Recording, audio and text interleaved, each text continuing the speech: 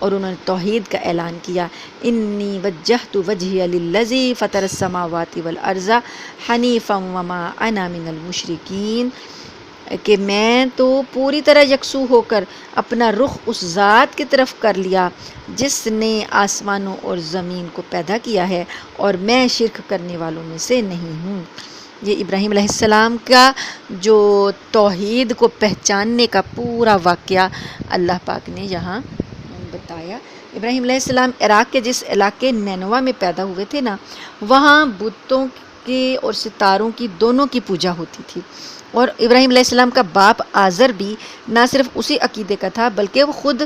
بت تراشا کرتا تھا۔ تو ابراہیم علیہ السلام جو ہے، چونکہ پیغمبروں کو اللہ تعالیٰ شروع سے ہی ہدایت توحید کی دے دیتا ہے، تو وہ شروع سے ہی توحید پر ایمان رکھتے تھے اور شرک سے بیزار تھے، لیکن انہوں نے نا اپنی قوم کو غور و فکر کی دعوت دینے کے لیے لطیف سا طریقہ اختیار فرمایا، اپنی قوم کی زبان میں ان سے بات کی۔ انہوں نے کہا کہ چاند کو، ستاروں کو، سورج کو دیکھا، اور اس طریقے سے اپنی قوم کو سبق دینے کے لیے کہا کہ یہ رب ہے، یہ رب ہے، یہ رب ہے میرا۔ پھر جب وہ ڈوب گیا نا، تو پھر انہوں نے لوگوں سے کو یہ بتانا چاہا کہ دیکھو جو ڈوب جاتا ہے وہ رب کیسے ہو سکتا ہے۔ ستارے کو دیکھا وہ ڈوب گیا، چاند کو دیکھا وہ ڈوب گیا، سورج کو دیکھا کہ یہ بڑا ہے یہ، لیکن وہ بھی ڈوب گیا۔ تو انہوں نے ہر موقع پر اپنی قوم کو یہ یاد دلایا کہ یہ تو ناپائیدار چیزیں ہیں، کبھی آتی ہیں کبھی نہیں آتی، تغیر پذیر ہیں، ان کے اندر تو ایک ثبات ہی نہیں ہے، ہر وقت بدلتی رہتی ہیں۔ تو جو چیز خود ناپائیدار ہو وہ کیسے رب ہو سکتی ہے، وہ کیسے دوسروں کو پائیدار کر سکتی ہے۔ تو اللہ تعالیٰ نے ابراہیم علیہ السلام کے ذریعے جو قوم کو پیغام دینا تھا وہ یہاں پر اللہ پاک نے وہ بتایا، اور یہ بات جو ہے ابراہیم علیہ السلام نے کہہ دی پھر جب آخر میں کہ انی وجہت وجہی للذی، کہ میں نے تو اپنا چہرہ اس ذات کی طرف کر لیا جو ان سب چیزوں کو، سورج چاند ستاروں کو اور آسمانوں اور زمینوں کو، سب کو پیدا کرنے والا ہے، یہ وہ جو ان کا خالق ہے، میں اس کو مانتا ہوں، میں اس کی طرف رخ کرتا ہوں، میں شرک کرنے والوں میں سے نہیں ہوں۔ پھر کیا ہوا؟ پھر یہ ہوا وحاجہ قومہ، ان کی قوم نے ان سے جھگڑا کرنا شروع کیا، ان کی قوم نے ان سے حجت بازی شروع کر دی۔ کیا حجت بازی شروع کی؟ وہ قوم جو تھی انہوں نے کہا کہ جب انہوں نے بتوں کی اور ستاروں کی پوجا سے انکار کیا نا، خدائی سے انکار کیا، تو وہ قوم کہنے لگی ہم تمہیں تباہ کر ڈالیں گے۔ اس کے جواب میں حضرت ابراہیم علیہ السلام نے فرمایا کہ میں ان بے بنیاد دیوتاؤں سے نہیں ڈرتا۔ قال، انہوں نے کہا اتحاجونی فی اللہ وقد ہدانی، تم میرے سے اللہ کے بارے میں حجت کرتے ہو، اور اللہ تو وہ ذات ہے جس نے مجھے ہدایت دے دی ہے۔ ولا اخاف ما تشرکون بہ الا ان یشاء ربی شیئا، اور میں نہیں ڈرتا اس بات سے جو تمہارے شریک ہیں نا، مشرک خدا ہیں، میں ان سے بالکل نہیں ڈرتا، بلکہ ڈرنا تمہیں چاہیے کہ تم اللہ تعالیٰ کے ساتھ بے بنیاد دیوتاؤں کو اس کی خدائی میں شریک مان رہے ہو۔ نقصان اگر پہنچا سکتا ہے تو وہ صرف اللہ تعالیٰ ہے، کوئی اور نہیں۔ اور جو لوگ اس کی توحید پر ایمان لاتے ہیں، اللہ تعالیٰ نے انہیں امن اور چین عطا فرما دیا ہے۔ اب پھر اللہ آگے ابراہیم علیہ السلام نے کہا وَكَيْفَ أَخَافُ مَا أَشْرَكْتُمْ وَلَا تَخَافُونَ، اور میں کیسے ان چیزوں سے ڈروں جن چیزوں کو تم نے اللہ کا شریک بنا رکھا ہے، حال تو جب کہ تم ان سے ڈرتے نہیں ہو، تم اللہ سے ڈرتے نہیں ہو، حالانکہ شرک تم کر رہے ہو، اور تمہارے پاس کوئی دلیل بھی نہیں ہے شرک کی، اللہ نے نازل نہیں کی ہے۔ تو اگر تمہارے پاس کوئی علم ہے تو بتاؤ کہ ہم دو فریقوں میں سے کون بے خوف رہنے کا زیادہ مستحق ہے۔ آیت نمبر 81 نمبر آیت میں کہ اللہ، اب ہم دو فریق ہیں، تو اللہ تعالیٰ کہ ہاں بے خوف کون ہوگا، میں ہوں گا یا تم ہوگے؟ میں تو اللہ سے ڈرتا ہوں، تم تو اللہ سے ڈر ہی نہیں رہے، تم تو اپنے شریکوں سے ڈر رہے ہو۔ تو حقیقت تو یہ ہے کہ جو لوگ ایمان لے آئے ہیں اور انہوں نے اپنے ایمان کے ساتھ کسی ظلم کا شائبہ بھی آنے نہیں دیا، یعنی ظلم کیا ہے؟ شرک کو ظلم کہا گیا۔ ایمان والے جو ہیں وہ شرک نہیں کرتے، چھوٹے سے چھوٹا شرک بھی نہیں کرتے۔ اللہ نے شرک کو ظلم عظیم کہا ہے۔ تو اللہ نے کہا کہ امن اور چین تو بس انہی کا حق ہے، اور وہی ہیں جو صحیح راستے پر پہنچ چکے ہیں۔ یہ ہماری وہ کامیاب دلیل تھی جو ہم نے ابراہیم کو ان کی قوم کے مقابلے میں عطا کی تھی۔ ہم جس کے چاہتے ہیں درجے بلند کر دیتے ہیں، بے شک تمہارے رب کی حکمت بھی بڑی ہے اور علم بھی کامل ہے۔ پھر اللہ پاک نے ابراہیم کو جو انعام دیے، جو عطا کی اللہ نے، اس کا ذکر ہے۔ آیت نمبر ہے 84، 84 اور 85 آگے بھی۔ وَوَهَبْنَا لَهُ إِسْحَاقَ وَيَعْقُوبَ، اور ہم نے ابراہیم کو اسحاق جیسا بیٹا اور یعقوب جیسا پوتا عطا کیا۔ ان میں سے ہر ایک کو ہم نے ہدایت دی، اور نوح کو ہم نے پہلے ہی ہدایت دی تھی۔ نوح علیہ السلام حضرت ابراہیم سے پہلے ہیں، اور ان کی اولاد میں سے داؤد، سلیمان، ایوب، یوسف، موسیٰ اور ہارون کو بھی۔ یہ کس کی اولاد ہیں؟ یعقوب علیہ السلام کی جو آگے نسل چلی، ابراہیم علیہ السلام کی اولاد ہے نا، دادا اور پوتا اور پوتے سے آگے نسل جو چلی۔ اللہ فرماتے ہیں کہ ہم نے ان کو بھی ہدایت دی، اور اسی طرح ہم نیک کام کرنے والوں کو بدلہ دیتے ہیں۔ اور زکریا، یحییٰ، عیسیٰ اور الیاس کو بھی ہم نے ہدایت عطا فرمائی، یہ سب نیک لوگوں میں سے تھے۔ نیز اسماعیل، الیسع، یونس اور لوط کو بھی، اور ان سب کو ہم نے دنیا جہان کے لوگوں پر فضیلت بخشی تھی، یعنی یہ پیغمبروں کو دنیا جہان کے لوگوں پر فضیلت بخشی تھی۔ اور ان کے باپ دادوں، ان کی اولادوں اور ان کے بھائیوں میں سے بھی بہت سے لوگوں کو ہم نے ان سب کو منتخب کر کے راہ راست تک پہنچا دیا تھا۔ یعنی اللہ کے یہ چنیدہ بندے، چنے ہوئے بندے جو کہ پیغمبر ہیں اللہ کے، اللہ فرماتے ہیں ان کو ہم نے منتخب کر کے راہ راست پر پہنچا دیا تھا۔ اور یہ اللہ کی دی ہوئی ہدایت ہے، جس کے ذریعے وہ اپنے بندوں میں سے جس کو چاہتا ہے راہ راست تک پہنچا دیتا ہے۔ اور اگر وہ شرک کرنے لگتے تو یعنی یہ نیک لوگ جو ہیں اگر یہ شرک کرنے لگتے، یہ پیغمبر بھی اگر شرک کرنے لگتے، تو ان کے سارے نیک اعمال اکارت ہو جاتے، ضائع ہو جاتے، برباد ہو جاتے۔ وہ لوگ تھے جن کو ہم نے کتاب، حکمت اور نبوت عطا کی۔ اب مشرکین عرب چونکہ نبوت اور رسالت کے منکر تھے نا، ان کے ہاں ابھی تک کوئی نبی نہیں آیا تھا، تو وہ یہی کہتے تھے کہ نبوت اور رسالت کیا چیز ہے، اللہ نے تمہیں ہی کیوں نبی بنایا، اللہ نے ہمیں کیوں نہیں بتایا۔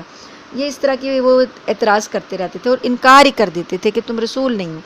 ان کے جواب میں اللہ تعالیٰ نے ابراہیم علیہ السلام اور ان کی اولاد میں جو پیغمبر گزرے، اللہ تعالیٰ نے وہ پوری فہرست حوالہ دے دیا ان کو کہ ابراہیم کو تو تم مانتے ہو نا، ابراہیم کو عرب کے سارے بت پرست اسماعیل علیہ السلام کو اور ابراہیم علیہ السلام کو مانتے تھے، تو ان سے یہ کہا جا رہا ہے کہ اگر وہ پیغمبر ہو سکتے ہیں تو ان کی اولاد میں نبوت کا سلسلہ جاری رہ سکتا ہے، تو یہ کہنا کیسے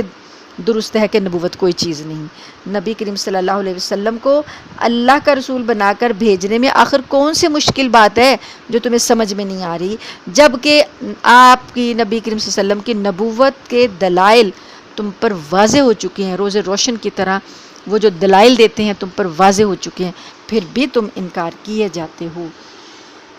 آگے اللہ پاک 90 نمبر آیت 89، 89 اور 90 نمبر۔ پس اگر یہ عرب کے لوگ اس نبوت کا انکار کریں تو کچھ پرواہ نہ کرو، کیونکہ اس کے ماننے کے لیے ہم نے ایسے لوگ مقرر کر دیے ہیں جو اس کے منکر نہیں۔ نبی کریم صلی اللہ علیہ وسلم کو اللہ تعالیٰ فرما رہے ہیں کہ یہ انکار کر رہے ہیں تو نہ پرواہ کرو، جو لوگ ہم نے مقرر کر دیے ہیں نا، جو آپ کو مان رہے ہیں، وہ تو آپ کے منکر نہیں ہے نا، وہ تو آپ کو مانتے ہیں۔ یعنی یہ صحابہ کرام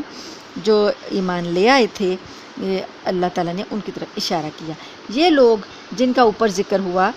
یعنی جو پیغمبروں کا جو اوپر ذکر ہوا، یہ وہ تھے جن کو اللہ نے مخالفین کے رویے پر صبر کرنے کی ہدایت کی تھی۔ لہٰذا اے پیغمبر تم بھی انہی کے راستے پر چلو، مخالفین سے کہہ دو کہ میں تم سے اس دعوت پر کوئی اجرت نہیں مانگتا، مجھے کوئی تمہارے سے مزدوری نہیں چاہیے، یہ تو دنیا جہان کے سب لوگوں کے لیے ایک نصیحت ہے جو میں بالکل مفت فری میں تمہیں کر رہا ہوں، کوئی میں تم سے قیمت نہیں مانگ رہا، اور بس، اور مجھے کچھ نہیں چاہیے، صرف تم راہ راست اختیار کر لو۔ اور ان کافر لوگوں نے جب یہ کہا کہ اللہ نے کسی انسان پر کچھ نازل نہیں کیا، تو انہوں نے اللہ کی صحیح قدر نہیں پہچانی۔ اللہ فرماتے ہیں کہ وما قدر اللہ حق قدرہ، انہوں نے اللہ کی صحیح قدر نہیں پہچانی، کیونکہ اللہ نبی کریم صلی اللہ علیہ وسلم کی جو رسالت ہے، نبوت ہے، اور آپ پر جو قرآن نازل ہو رہا ہے، یہ اس کا انکار کیے جا رہے ہیں۔ تو اللہ نے تو ان کو نعمت عطا کی، اللہ پاک نے تو ان کو اپنے فضل سے نبی ان کے اندر بھیج دیا، ہدایت بھیج دی تاکہ یہ ہدایت پا کر اللہ کے عذاب سے بچ جائیں اور آخرت میں جہنم سے بچ جائیں۔ اللہ فرماتے ہیں لیکن انہوں نے اللہ کی قدر ہی نہیں کی، قدر ہی نہیں پہچانی۔ ان سے کہو کہ وہ کتاب کس نے نازل کی تھی جو موسیٰ لے کر آئے تھے، جو لوگوں کے لیے روشنی اور ہدایت تھی، اور جس کو تم نے متفرق کاغذوں کی شکل میں رکھا ہوا ہے، جن میں سے کچھ تو تم لوگ ظاہر کرتے ہو اور بہت سے حصے چھپا لیتے ہو، اور جس کے ذریعے تم کو ان باتوں کی تعلیم دی گئی تھی جو نہ تم جانتے تھے نہ تمہارے باپ دادا۔ اے پیغمبر صلی اللہ علیہ وآلہ وسلم، آپ اس کے جواب میں کہہ دیں کہ وہ کتاب اللہ نے نازل کی تھی، پھر ان کو ان کے حال پر ہی چھوڑ دیں کہ یہ اپنی بیہودہ گفتگو میں مشغول رہ کر دل لگی کرتے رہیں۔ یہ اہل کتاب کو بھی کہا جا رہا ہے کہ یہ جو تورات ہے اس کے کچھ کچھ حصے تم نے آپس میں بانٹے ہوئے ہیں اور کچھ ظاہر کیے ہوئے ہیں، کچھ چھپائے ہوئے ہیں، تو وہ کس نے نازل کی تھی؟ اسی طرح اللہ پاک نے یہ بڑی برکت والی کتاب وَهَذَا كِتَابٌ أَنزَلْنَاهُ مُبَارَكٌ، اور یہ بڑی برکت والی کتاب ہے جو ہم نے اتاری ہے، پچھلی آسمانی ہدایات کی تصدیق کرنے والی ہے، تاکہ تم اس کے ذریعے بستیوں کے مرکز یعنی مکہ اور اس کے ارد گرد کے لوگوں کو خبردار کرو، اور جو لوگ آخرت پر ایمان رکھتے ہیں وہ اس پر بھی ایمان رکھتے ہیں یعنی اس کتاب پر بھی، اور وہ اپنی نمازوں کی پوری پوری نگہداشت کرتے ہیں۔ یہاں پر ہمارا وقت ختم ہوا، تو اللہ پاک نے یہاں پر جو قرآن پاک کی تعریف کی ہے وہ ذرا دوبارہ دیکھ لیں۔ قرآن کو کہا گیا کتاب انزلناہ مبارک، برکت والی کتاب، پھر کہا گیا مصدق الذی بین یدیہ، جو اس سے پہلی کتابیں ہیں ان کی تصدیق کرنے والی، پھر کہا گیا کہ اس کا مقصد کیا ہے کہ لتنذر ام القریٰ مکہ کو کہا جاتا ہے، مکہ کا ایک نام پرانا نام بستیوں کی ماں، قریٰ بستی ہے، ماں، یہ بستیوں کی ماں ہے، یعنی آغاز جب بستی کا یہاں سے ہوا تو یہ ساری بستیاں اس کے گرد بستی گئیں۔ پہلے یہ ویران صحرا تھا، حضرت اسماعیل کو جب اللہ پاک نے یہاں بسایا اور حضرت ہاجرہ کو، تو ارد گرد ساری بستیاں پھر وجود میں آئیں، اس لیے اسے بستیوں کی ماں کہا گیا مکہ کو۔ تو اللہ نے کہا کہ یہ قرآن کس لیے آیا ہے کہ بستیوں کی ماں مکہ والوں کو، ومن حولہا، اور جو اس کے ارد گرد جتنے علاقے ہیں ان کو ڈرایا جائے۔ مکہ جو ہے یہ خانہ کعبہ جہاں ہے، یہ ویسے بھی پوری جو ورلڈ ہے، دنیا ہے، میپ ہے نا ورلڈ کا، جو اس کا یہ سینٹر پوائنٹ ہے۔ اس کو آپ گوگل پر بھی سرچ کر کے دیکھ لیں کہ پورا جب گوگل کا پہ جو ورلڈ کا میپ آتا ہے اس کو آپ سمیٹتے جائیں تو جو سینٹر پوائنٹ بنے گا وہ خانہ کعبہ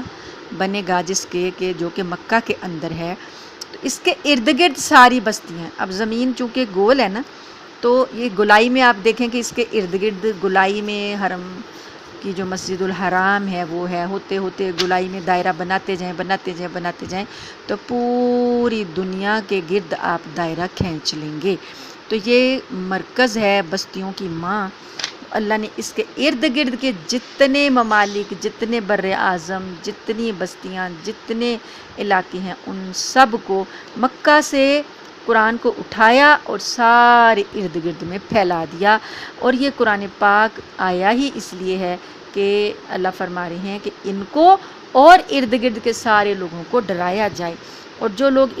ایمان لے آتے ہیں نا اس پر، قرآن پر جو ایمان لے آتے ہیں وہ آخرت پر بھی ایمان رکھتے ہیں، قرآن پر بھی رکھتے ہیں، اور وہ نمازوں کی حفاظت کرتے ہیں، یعنی نماز کی پابندی کرنے والے ہوتے ہیں۔ اللہ تعالیٰ سے دعا ہے اللہ تعالیٰ ہمیں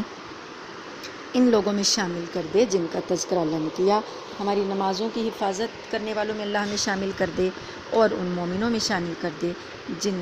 کا اللہ پاک نے تذکرہ کیا کہ وہ ایمان والے ہیں۔ آمین ثم آمین۔ وآخر دعوانا ان الحمد للہ رب العالمین۔ 93 ہے سورہ الانعام کی۔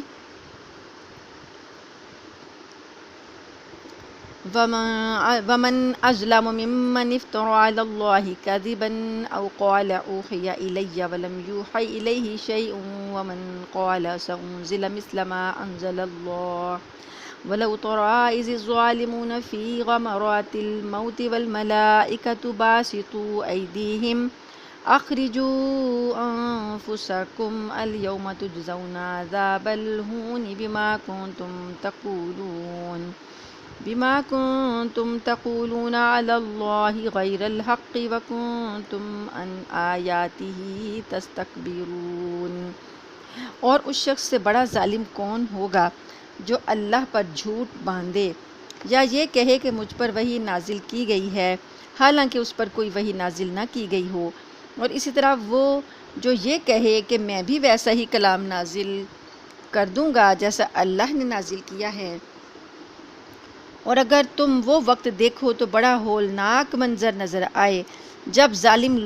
لوگ موت کی سختیوں میں گرفتار ہوں گے، اور فرشتے اپنے ہاتھ پھیلائے ہوئے کہہ رہے ہوں گے کہ اپنی جانیں نکالو، آج تمہیں ذلت کا عذاب دیا جائے گا، اس لیے کہ تم جھوٹی باتیں اللہ کے ذمے لگاتے تھے اور اس لیے کہ تم اس کی نشانیوں کے خلاف تکبر کا رویہ اختیار کرتے تھے۔ پھر قیامت کے دن اللہ تعالیٰ ان سے کہے گا کہ تم ہمارے پاس اسی طرح تنے تنہا آ گئے ہو جیسا ہم نے تم کو پہلی بار پیدا کیا، اور جو کچھ ہم نے تمہیں بخشا تھا وہ سب اپنے پیچھے چھوڑ آئے ہو، اور ہمیں تو تمہارے وہ سفارشی کہیں نظر نہیں آ رہے جن کے بارے میں تمہارا دعویٰ تھا کہ وہ تمہارے معاملات طے کرنے میں ہمارے ساتھ شریک ہیں۔ حقیقت یہ ہے کہ ان کے ساتھ تمہارے سارے تعلقات ٹوٹ چکے ہیں، اور جن دیوتاؤں کے بارے میں تمہیں بڑا زوم تھا وہ سب تم سے گم ہو کر رہ گئے ہیں۔ بے شک اللہ ہی دانے اور گٹلی کو پھاڑنے والا ہے، وہ جاندار چیزوں کو بے جان چیزوں سے نکال لاتا ہے، اور وہی بے جان چیزوں کو جاندار چیزوں سے نکالنے والا ہے۔ لوگو، وہ ہے اللہ، پھر کوئی تمہیں بہکا کر کس اوندھی طرف لیے جا رہا ہے؟ وہی ہے جس کے حکم سے صبح کو پو پھٹتی ہے، اور اسی نے رات کو سکون کا وقت بنایا ہے، اور سورج اور چاند کو ایک حساب کا پابند۔ یہ سب کچھ اس ذات کی منصوبہ بندی ہے جس کا اقتدار بھی کامل ہے، علم بھی کامل، اور اسی نے تمہارے لیے ستارے بنائے ہیں تاکہ تم ان کے ذریعے خشکی اور سمندر کی تاریکیوں میں راستے معلوم کر سکو۔ ہم نے ساری نشانیاں ایک ایک کر کے کھول دی ہیں مگر ان لوگوں کے لیے جو علم سے کام لیں۔ وہی ہے جس نے تم سب کو ایک جان سے پیدا کیا، پھر ہر شخص کا ایک مستقر ہے، فمستقر و مستودع، اور ایک امانت رکھنے کی جگہ۔ مستقر اس جگہ کو کہتے ہیں جہاں کوئی شخص باقاعدہ اپنا ٹھکانہ بنا لے۔ اس کے برعکس امانت رکھنے کی جگہ پر قیام جو ہوتا ہے وہ عارضی قسم کا ہوتا ہے، اس لیے وہاں رہائش کا باقاعدہ انتظام نہیں کیا جاتا، یعنی کہ ایک مستقل ٹھکانہ ہوتا ہے نا انسان کا جو گھر ہوتا ہے، اور ایک ویسے ہی کوئی آنے جانے کی کوئی جگہ ہوتی ہے یا کوئی ایسا رکنے کی قیام گاہ ہوتی ہے کہ انسان تھوڑی دیر وہاں پر رکتا ہے اور اس کے بعد آگے چل پڑتا ہے۔ حضرت حسن بصری رحمۃ اللہ علیہ سے اس کی یہ تفسیر منقول ہے کہ مستقر سے مراد دنیا ہے جہاں انسان باقاعدہ اپنی رہائش کا ٹھکانہ بنا لیتا ہے، اور امانت رکھنے کی جگہ سے مراد قبر ہے جس میں انسان کو مرنے کے بعد عارضی طور سے رکھا جاتا ہے، پھر وہاں سے اسے آخرت میں جنت یا جہنم کی طرف لے جایا جائے گا۔ اور عبداللہ بن عباس رضی اللہ تعالیٰ عنہ نے ان لفظوں کی تفسیر اس طرح کی ہے، مستقر سے مراد ماں کا پیٹ ہے جس میں بچہ مہینوں ٹھہرا رہتا ہے، اور امانت رکھنے کی جگہ سے مراد باپ کی صلب ہے جس میں کہ عارضی طور پر نطفہ ہوتا ہے، پھر ماں کے رحم میں منتقل ہو جاتا ہے۔ بعض مفسرین نے اس کے برعکس جو ہے یہ دونوں کی اپوزٹ تفسیر کی ہے۔ بہرحال اس کی کوئی بھی تفسیر لے لی جائے، اللہ پاک نے دو ٹھکانے انسان کے بنائے ہیں، اور اللہ پاک نے بتایا کہ ہم نے ساری نشانیاں ایک ایک کر کے کھول دی ہیں مگر ان لوگوں کے لیے جو سمجھ سے کام لیں۔ جو سمجھ سے کام لیتے ہیں انہی کو ان نشانیوں میں سے اللہ کی باتیں سمجھ میں آتی ہیں، کیونکہ اللہ نے تو کھول کھول کر ہر بات بتا دی ہے، اور اللہ وہی ہے جس نے تمہارے لیے آسمان سے پانی برسایا، پھر ہم نے اس کے ذریعے ہر قسم کی کونپلیں اگائیں، ان کونپلوں سے ہم نے سبزیاں پیدا کیں جن سے ہم تہ بتہ دانے نکالتے ہیں، اور کھجور کے گھابوں سے پھل کے وہ گچھے نکلتے ہیں جو پھل کے بوجھ سے جھک جاتے ہیں، اور ہم نے انگوروں کے باغ اگائے اور زیتون اور انار جو ایک دوسرے سے ملتے جلتے بھی ہیں اور ایک دوسرے سے مختلف بھی ہیں۔ یعنی پھل جو ہیں ایک دوسرے سے دیکھنے میں بعض پھل ملتے جلتے ہوتے ہیں اور بعض